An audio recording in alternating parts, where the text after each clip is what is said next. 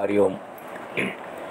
कर्पूरगौरं करुणावतारं संसारसारं भुजगेन्द्रहारं सदा वसन्तं हृदयारविन्दे भवं भवानी सहितं नमामि. भवं भवानी सहितं नमामि.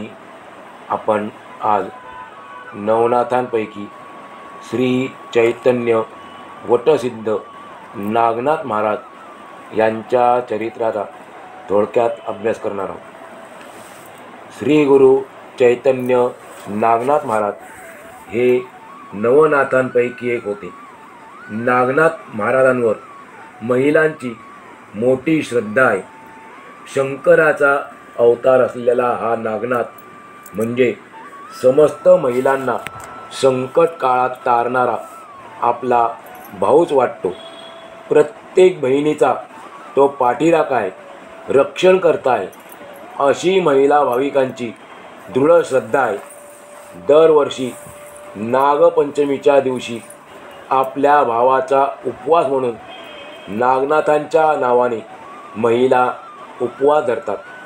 राज्यात कुठेही असो, नागनाथांचा भक्त नतमस्तक होण्यासाठी वडवळला आवर्जून येतो. वडवळ हे त्यांचं समाधी मंदिर त्या ठिकाणी आहे. त्या गावी भक्त राज्यात कुठे असला तरी पण त्यांच्या समाधीवर नतमस्तक होण्यासाठी येत असतो. नागनाथ महाराजांची जन्मकथा थोडक्यात अशी आहे. पूर्वी सरस्वतीच्या उद्देशाने ब्रह्मदेवाचे वीर्यपतन झाले असता ते एका सर्पिणीच्या म्हणजे नागिनीच्या मस्तकावर येऊन पडले. तिने ते भक्षण करून आपल्या पोटात साठवून ठेवले. मग दिवसेंदिवस गर्भ वाढत चालला. ही गोष्ट आस्तिक ऋषींच्या लक्षात आली. 9 नारायणांपैकी एक जण जन्माला येईल आणि त्याला लोक नागनाथ म्हणतील हेही त्यांच्या लक्षात आले आस्तिक ऋषींच्या. मग त्यांनी त्या सर्पिणीला जवळ बोलावून सांगितले की तू या गोष्टीबद्दल जराही चिंता करू नकोस. तुझ्या पोटी अविर्होत्र नारायण जन्माला येणार आहे. जे नवनारायण आहेत, आपण सुरुवातीला त्यांची नावं ऐकली, त्यापैकी अविर्होत्र नारायण म्हणजे नागनाथ महाराज आहेत. आस्तिक ऋषीने सांगितले की तुझ्या पोटी अविर्होत्र नारायण जन्माला येणार आहे. परंतु तुला आत्ताच सांगण्याचे कारण असे आहे की पुढे तुझ्यावर फार मोठा बिकट प्रसंग ओढवणार आहे. सध्या जन्मेजय राजाने नाव आहे राजाचं, जन्मेजय.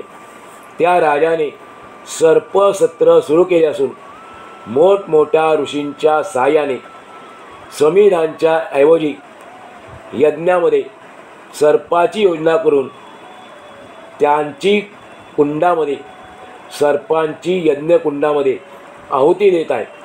म्हणून ही गोष्ट मी तुला अगोदर सांगतो आहे. त्यामुळे आता तू कोठेतरी लपून राहा. त्याप्रमाणे आस्तिक मुनींनी जेव्हा तिला भीती घातली तेव्हा त्या सर्पिणीने आपणास राहण्यासाठी निर्भय जागा कोणती असे विचारले. तेव्हा जवळच एक वडाचे झाड होते. त्याच्या पोखरात लपून राहावे असे ते तिला म्हणाले. मग ती सर्पिण त्या वडाच्या पोखरात लपून राहिली. त्यानंतर आस्तिक मुनींनी ते झाड अचळ वज्रयोगाने सिंचन करून ठेवले. त्यांच्याकडे ही सिद्धी होती. त्या सिद्धीच्या साहाय्याने आस्तिक मुनींनी ते झाड अचळ वज्रयोगाने सिंचन करून ठेवले आणि ते नंतर हस्तिनापूरला गेले. त्यानंतर त्यांनी जन्मेजय राजाच्या यज्ञमंडपात जाऊन सर्व ऋषीमुनींची भेट घेतली आणि त्यांना सर्व वृत्तांत सांगितला. त्यानंतर ते म्हणाले की ब्रह्मवीर्य सर्पिणीच्या उदरात असून, म्हणजे त्या सर्पिणीच्या पोटामध्ये असून तो पुरुष पुढे वटसिद्ध नागनाथ या नावाने प्रकट होईल. 9 नारायणांपैकी अविरहोत्र नारायणच हा अवतार घेणार असल्याने त्याला तुम्ही मारू नये, म्हणजे त्याची आहुती देऊ नये. ते सर्व ऋषींनी कबूल केले आणि त्यानंतर काही दिवसांनी सर्पसत्र समाप्त झाले. आता इकडे वडाच्या पोखरात असलेल्या सर्पिणीचे 9 महिने पूर्ण आले. मग ती पद्मिन नावाची सर्पिण, त्या सर्पिणीचं नाव आहे पद्मिन, ती प्रसूत होऊन तिने एक अंडे घातले. ते त्या वडाच्या पोकळीत खूप दिवसपर्यंत राहिले. त्यात अविरहोत्र नारायणाने संचार केला. पुढे त्याचा देह फुटून, म्हणजे त्या अंड्याचा देह फुटून त्यातून मूल दिसू लागले आणि ते मूल रडू लागले, मोठमोठ्याने रडू लागले. त्याचे रक्षण करण्यासाठी ते त्यावेळी कोणीच नव्हते.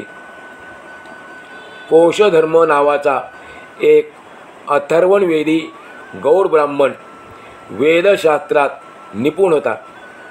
तो खूपच गरीब असल्यामुळे त्याच्या संसाराचे हाल होत होते. दारिद्र्यामुळे तो उदास झालेला होता. गरिबी पाठी लागल्यामुळे तो वडाची पाने आणायला जात असे आणि ती खाऊन मग आपले पोट भरत असे, कारण त्याच्याकडे दारिद्र्य आले होते, गरिबी होती त्याच्याकडे. एके दिवशी तो त्या वडाच्या झाडाजवळ गेला असताना तेथे त्याला एका मुलाच्या रडण्याचा आवाज कानावर आला. तो आवाज ऐकून कोण रडते आहे याचा शोध घेण्यासाठी तो आजूबाजूला पाहू लागला, पण त्याला तेथे कोणीही न दिसल्याने तो संशयात पडला. तरी पण हा शब्द, म्हणजे हे रडण्याचा आवाज मुलाचाच आहे, मनुष्याचाच आहे, अशी त्याची खात्री पटली. मग त्याला देवांनी सांगितले की हे कोशधर्मा, या वडाच्या झाडाच्या पोकळीतच एक बालक रडत आहे. लोखंडाला परिसाचा स्पर्श झाला की त्याची काळिमा जाऊन त्याचे सोने होते. त्याप्रमाणे हा मुलगा तुझ्या घरी आला की तुझे दारिद्र्य नष्ट होईल, कायमचे संपून जाईल. हे बोलून देवांनी एक बाण सोडला. त्यावेळी लगेच ते वडाचे झाड मोडून पडले आणि झाड पडतात अविरहोत्र नारायण त्यांना दिसले, अर्थात देवांना दिसले. मग देवांनी हात जोडून नारायणाला नमस्कार केला. नंतर कोशधर्म ब्राह्मणाला म्हणाले की महाराज, या भूमंडळावर आपण मोठे भाग्यवान आहात आणि म्हणून हा वटसिद्ध नागनाथ तुम्हाला प्राप्त झाला आहे. हा पद्मिनी नावाच्या नागिनीच्या पोटी जन्माला आलेला असून वटवृक्षामध्ये याचे संरक्षण झाले आहे, म्हणून याचे वटसिद्ध नागनाथ हे नाव प्रसिद्ध होईल. हा बालक सिद्ध असून योगी लोकांचा नाथ होईल.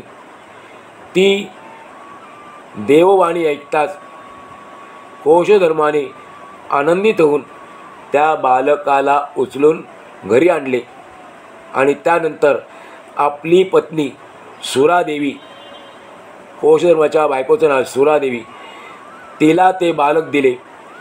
सर्व वृत्तांत कथन केल्यानंतर ती म्हणाली, मला असे वाटते की हा सूर्य किंवा चंद्र अवतरला असावा. आणि मग तिने आनंदाने उचलून स्तनाशी लावतात तिला पाना फुटला. नंतर तिने त्याला स्नान घालून पाळण्यात झोपवले व वटसिद्ध नागनाथ असे त्या बालकाचे नाव ठेवले. सुरादेवीचे त्या बालकावर अत्यंत प्रेम जडले. तो मोठा झाल्यानंतर कोशधर्माने 7व्या वर्षी त्याचे यथाविधी मौजी बंधन केले, म्हणजे त्याची मुंज केली.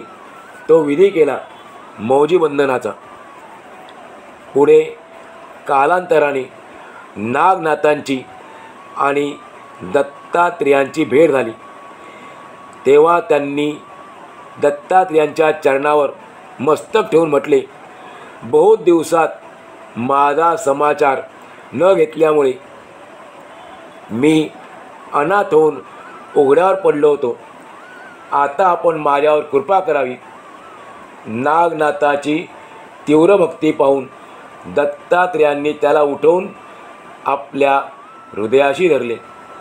त्याच्या तोंडावरून हात फिरवला, तसेच त्याच्या डोळ्यातील अश्रूसुद्धा पुसले आणि त्याला एका बाजूला नेऊन आपला वरदहस्त त्याच्या मस्तकावर ठेवून त्याच्या कानात, नागनाथाच्या कानात मंत्र सांगितला.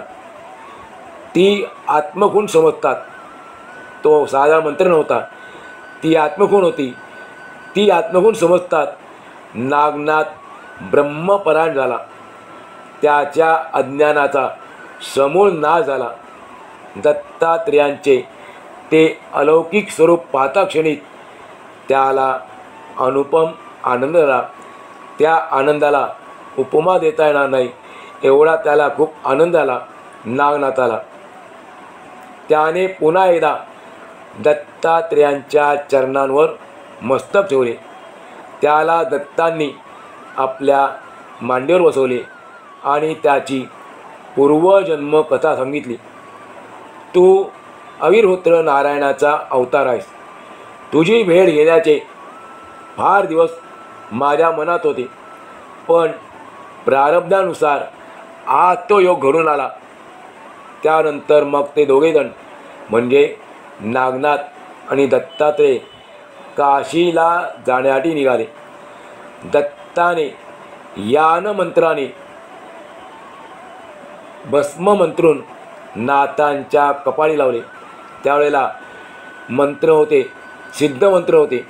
दत्तात्रेयांनी जो मंत्र म्हटला तो यान मंत्र होता आणि त्या यान मंत्राने भस्म मंत्रून नागनाथांच्या कपाळी लावले. त्यामुळे झाले काय, एका निमिषात, एका क्षणात ते दोघेही काशीला पोचले. तिथे गेल्यानंतर नित्य नेम उरकून क्षणामध्ये ते बद्रिकाश्रमाला गेले. शिवालयात जाऊन, भगवान शंकराच्या मंदिरात जाऊन दत्तांनी उमाकांतांची भेट घेतली. उभयतांचा म्हणजे दत्त महाराज आणि शंकर यांची भेट झाल्यानंतर सोबत कोणाला आणले आहे असे शंकराने दत्तांना विचारले. तेव्हा हा नागनाथ अविर्होत्र नारायणाचा अवतार आहे असे दत्तांनी शंकरांना सांगितले. त्यावेळेला शंकराने दत्तांना त्याला नाथपंथाची दीक्षा देण्याची सूचना केली. ती लगेच दत्तात्रेयांनी कबूल केली. नागनाथासह दत्तात्रेय त्या ठिकाणी 6 महिने राहिले. तितक्या काळात म्हणजे 6 महिन्यात नाथांना दत्तांनी सर्व विद्यात आणि 64 कलांमध्ये निपुण केले, तरबेज केले. सर्व साधनांची सिद्धी करून घेतल्यानंतर, पूर्तता करून घेतल्यानंतर दत्तांनी त्याला पुन्हा बद्रिकाश्रमाला नेऊन तपश्चर्येला बसवले आणि त्यानंतर नाथपंथाची दीक्षा दिली. तेथे नाथांनी 12 वर्षे तपश्चर्या केली. तेव्हा प्रसन्न होऊन सर्व देवांनी त्यांना अनेक वर दिले. नंतर नागनाथांनी मावंदे करून सर्व देव ऋषी आदी करून सर्वांना संतुष्ट केले. मावंदे आपल्याला माहीत आहे, आपण जातो तीर्थयात्रेला आणि त्यानंतर येतो गाव भोजन देतो, त्याला मावंदे म्हणतात. खरा तो शब्द संस्कृत आहे, परंतु आपण त्याचा ग्रामीण शब्द करून टाकलेला आहे. तो शब्द असा आहे, मा वद. मा म्हणजे नको आणि वद म्हणजे बोलू नकोस. आपण जे जे काही पुण्यकर्म केलं असेल ते बोलून वाया घालवायचं नाही. बोलल्यानंतर ते पुण्यकर्म नष्ट होतं, असा त्या मा वदचा अर्थ आहे. पण आपण काय करतो, आपल्याला अर्थ माहीत नाही या कारणाने आपण मावंद घालतो. ठीक आहे, तुम्ही चांगलं काम केलं, भोजन घातलं, अन्नदान केलं, परंतु ते आपल्या मुखाने बोलायचं नसतं. कोणतेही शुभकार्य, कोणतेही पुण्यकर्म आपण आपल्याजवळ ठेवायचं असतं, लोकांना सांगायचं नसतं. खरा असा अर्थ आहे. ठीक आहे, नागनाथाने मावंदे करून सर्व देव ऋषी आदी करून सर्वांना संतुष्ट केले. नंतर सर्वजण देव ऋषी इतर सर्वजण आपापल्या स्थानी गेले, आपापल्या ठिकाणी गेले. पुढे दत्तात्रेयांनी नागनाथाला तीर्थयात्रेला जाण्याची आज्ञा केली. त्यानुसार दत्तांच्या पाया पडून नागनाथ तीर्थयात्रा करायला निघाला आणि दत्तात्रेय गिरनार पर्वतावर गेले. नागनाथ महाराजांच्या अस्तित्वाची आणि वडवळ गावाच्या स्थापनेची आख्यायिका कमालीची रंजक आहे. चंद्रमौळीचे हेगरस हे नागनाथांचे निस्सीम भक्त होते. भक्ताचं नाव आहे हेगरस. वडवळ हे त्या काळी घनदाट अरण्य होते. भक्त हेग्रस भक्ताच्या भक्तीमुळे भारावून गेल्यामुळे नागनाथ वडवळ गावी आले. नागनाथांनी गावी येतात एका वाळलेल्या झाडाची फांदी रोवून पाणी घातले. अर्थात ती वडाच्या झाडाची फांदी होती, त्याला पाणी घातले. कालांतराने त्या वाळलेल्या झाडाला संजीवनी मिळाली आणि त्या झाडाला पालवी फुटली. या चमत्कारामुळे नागनाथ पंचक्रोशीत प्रसिद्ध झाले. त्यांचा भक्तपरिवार वाढला. वडवळ गावी त्यांचा भक्तपरिवार वाढला. इथे नागनाथांनी आपल्या अवताराची समाप्ती केली. म्हणून आपण सुरुवातीला पाहिलं की वडवळ या गावी नागनाथ महाराजांचं समाधीस्थान आहे, कारण या ठिकाणी त्यांनी आपला अवतार कार्य पूर्ण केलं. भक्त हेग्रसाने काय केलं, नागनाथ महाराजांना वडवळ गावी आणले अशी कहाणी प्रसिद्ध आहे. हे वडवळ आहे कुठे? पुणे सोलापूर राष्ट्रीय महामार्गावर असलेली वडवळच्या नागनाथांची भली मोठी कमान आजही आहे. ती सर्वांचे लक्ष वेधून घेते. सोलापूरपासून साधारण 30 किलोमीटर अंतरावर ही भव्य दिव्य स्वागत कमान उभारण्यात आलेली आहे. महामार्गापासून 5 किलोमीटर अंतरावर असलेल्या वडवळ गावातली नागनाथांच्या समाधीसाठी दर्शन घेण्याकरता दूरवरून भाविक गर्दी करतात. वडवळचा नागनाथ म्हणजे मोहोळ तालुक्याचे ग्रामदैवत. नाव आहे तालुक्याचं मोहोळ गाव, आणि त्या तालुक्याचे नागनाथ जे आहेत ते ग्रामदैवत आहेत. आणि केवळ ग्रामदैवतच नाही तर भाविकांचे श्रद्धास्थानसुद्धा आहे. हेमाडपंथी बांधकाम शैलीच्या या मंदिराची वास्तुकला पाहता क्षणी ती आपल्या डोळ्यात भरते.